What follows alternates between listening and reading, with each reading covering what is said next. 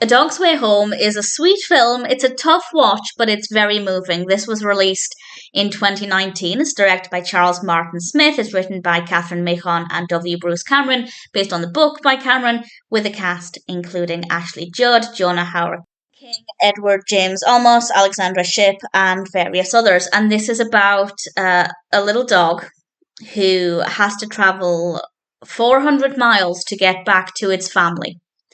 And this is because the dog is sent away. It takes a long time to get there. The pacing to begin with, absolutely terrible. It took such a long time to get to the main point. But eventually, when we get there, the dog goes off on this journey to try and get back to its family.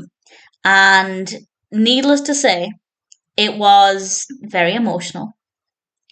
And the dog is absolutely gorgeous. Usually I don't like talking animals in films unless the animals are the only protagonists. But when we have human characters, I don't love it when the dogs talk or we can hear their internal thoughts. But with this film, it definitely worked well. I definitely think that was the right decision, certainly because there are quite a lot of times when we don't have any human characters and the dog is out on her own. So I think that was the right decision. And the voice acting there is absolutely brilliant. It really fits the character. The dog is called Bella, and she's voiced by Bryce Dallas Howard, and I thought the voice there really worked really well. So I don't have any issues there.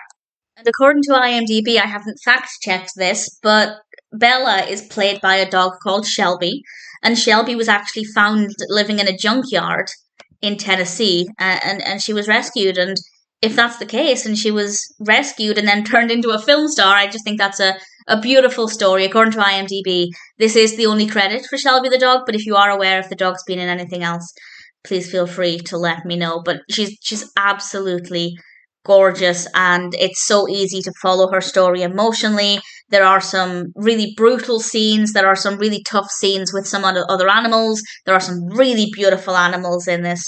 And as I said, it's a tough watch.